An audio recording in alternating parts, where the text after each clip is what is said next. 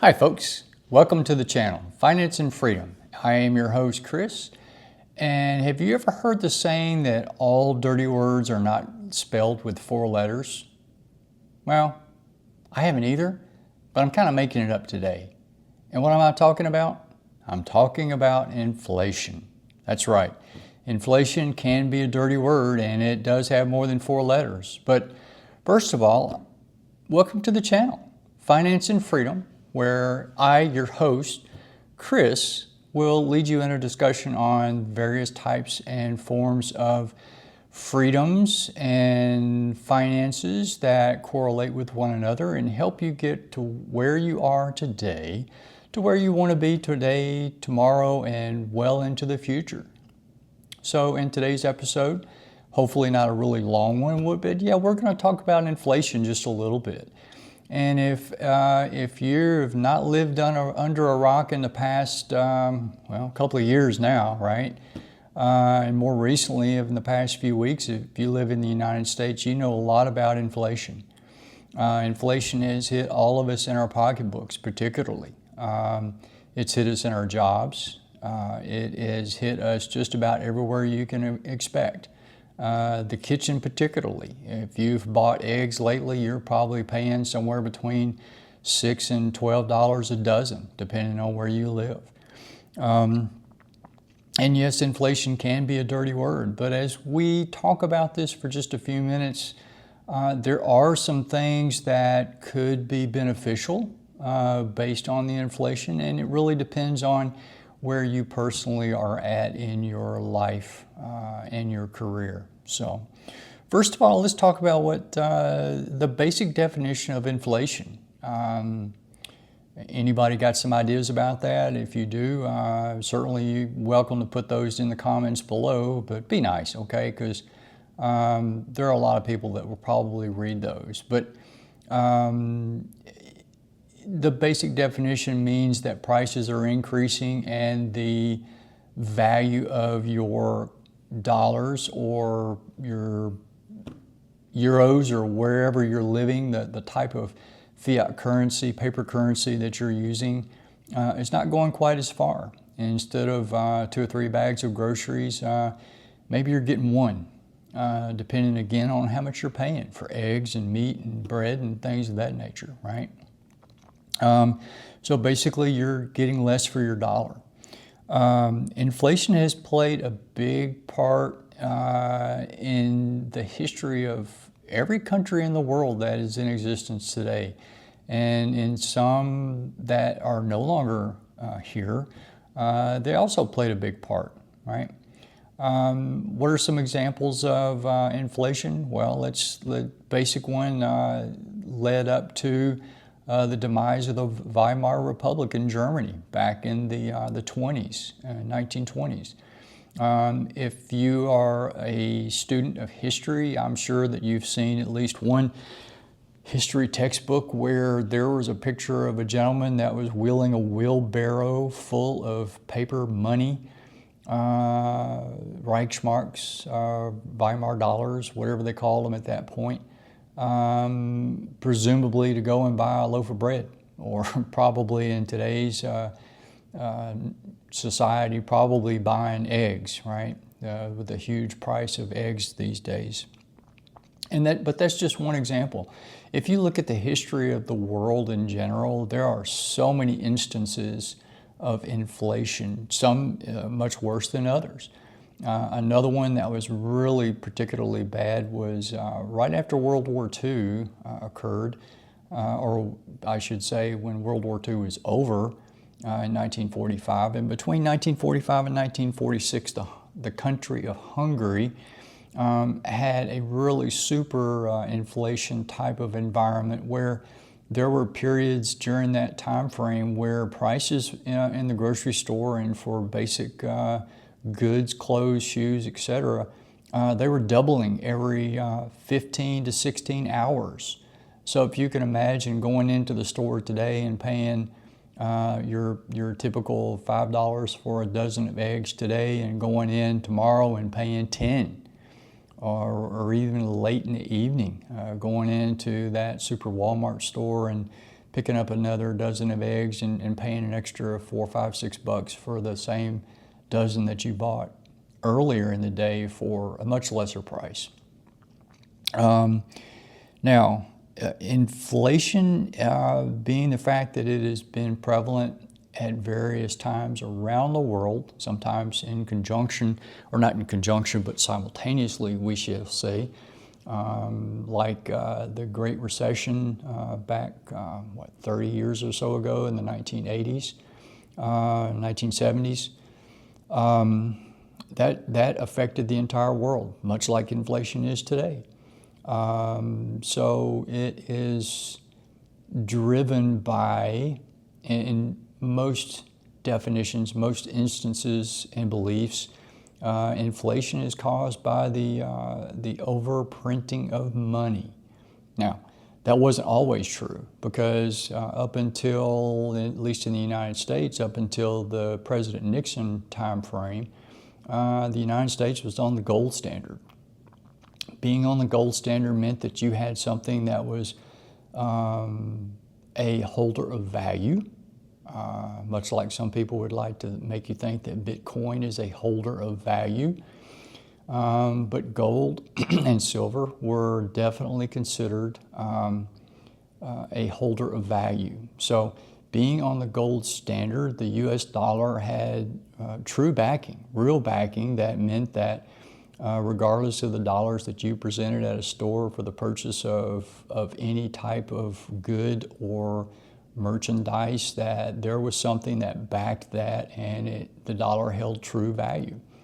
After the Nixon presidency and the U.S. was taken off the gold standard, basically what that meant was your dollars were worth much, much less. There was nothing backing them up, saying that whomever you purchased an item from was going to be guaranteed absolutely that that dollar would hold value. That's not true today. A dollar today is worth probably 25 to 50 cents per dollar less than it was just a few years ago. Your value is much less in your purchasing power today, particularly since 2020, when the COVID-19 breakout occurred worldwide. So it's not nothing new, but it is exasperated, inflation is exasperated when an overprinting of money occurs, such as it did during 2020 up through about 2022, early 2023. Your dollars are worth much less than what they were then. Now, is inflation bad? In a manner of speaking, and the short answer is yes, it is. Because again, it hurts you and your pocketbook, and jobs are lost due to inflation. You're unable to purchase not just the luxury items, but the basic necessities. Food, medicine, shelter, a way to get to work if you have a job, a car, gas to put in the car, maintenance for the car, things of that nature. Could it be a good thing? Well, excuse me, I don't know if I would go so far as to say inflation is a good thing, but what can you do to combat inflation?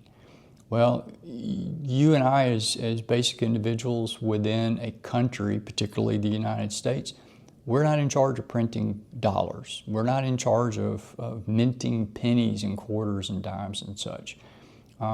If you're living in another country, I would guess that you're probably not either. You're not in charge of the monetary policy or the printing of euros in France or England or anywhere else for that matter, right? Now, if you are an investor, there are instances where you may benefit from inflation in the respect that if inflation goes up or if it remains high, you will see a lesser demand for goods and products. You'll see an increase in prices, which again goes back to people not being able to purchase those goods and products. which could drive, in the instance of companies that are publicly traded on the stock market, you could see the share prices of those companies' stock go down. In some instances, perhaps dramatically, 20, 30, 50%, even more. Some companies will probably go bankrupt. Others will find that their valuations have diminished greatly, which affects obviously the stock price. A stock that yesterday, before things took place, maybe they sold for $100 a share. Now with an increase in inflation and the less desire to or ability to purchase those products and items, perhaps the share prices go from $100 down to $10 a share. Now, if you're an investor and you have money set aside and you can't afford to continue to invest, and a lot of people won't be able to, but for those that do, you might find that you can get some bargain basement prices on those company shares. But if you're interested in doing that, do your research. Make sure that the companies that you're interested in purchasing those shares, make sure that they're companies that you still have faith in. If they've been around for 100 years, they're likely to be around for another 100. If they're a company that's been around for 5 or 6 years, who knows? Who knows whether they will be or not? I would think probably 2 or 3 times really hard before I would put my money into a company that doesn't have a really long track record of its presence, of being a profitable company, particularly in bad times. So yeah, you can find those companies. They're out there, and even in eras where inflation is bad or there's been recessions, even during the Great Depression of the late 20s, early 30s in the United States and elsewhere around the world, there were companies that withstood the march of time. They were able to withstand and continue to thrive to a certain extent, even during the days of the Great Recession. There was still a need for products and items, clothing, food, things of those nature. So yeah, there were companies that were still able to turn a profit and consequently provide good dividends and interest to their shareholders. The trick was whether you had money to put into those companies and whether or not you were able to weather the storm during those turbulent days and those years when things were not very bright in outlook and certainly looked pretty bleak to many people. So, are we in those days today? Not really. Inflation is one thing. A depression is something totally different. Most economists and most people that are much more versed in those types of things than most of us are, they don't think that we're anywhere near going into a depression. A recession, that's possible. Is it probable or is it going to happen? Well, only time will tell, obviously.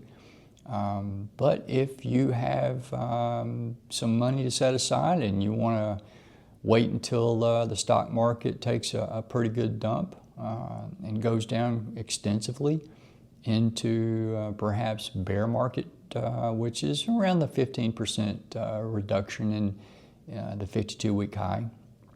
If you want to do that, by all means, you will probably find some companies that are worth putting money into for the long term.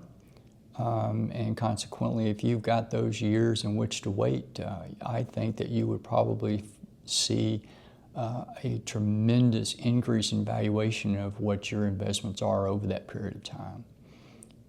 10, 20, 30 years, 40 years. If you've got that type of a time frame, then by all means, you're probably going to do very well. If you need the money short term, in 3 to 5 years, I don't know if I would be so readily or ready to throw money out the door into an investment such as that. But again, Not tax advice. I would certainly consider it. Do your research. Talk to a financial advisor if you're interested in doing something of that nature. But don't just take the word of some guy on YouTube, right? Gotcha. All right, well listen, that's all for today's video. I wish each of you the best. Thanks for tuning in. If this is your first time here, again, I'm your host, Chris. I appreciate you tuning in. I hope you will consider subscribing and liking the video and go back to look at some of the other videos as well. You may find some good nuggets of information on there. If you are an old hand and you have seen several of the videos but you've not subscribed yet, please consider doing so. I would certainly appreciate that. Anyway, till the next video, I wish you guys a great day, a great morning, a great afternoon, whenever you're watching this video. And I hope to see you again soon on the next one. Take care. Bye-bye.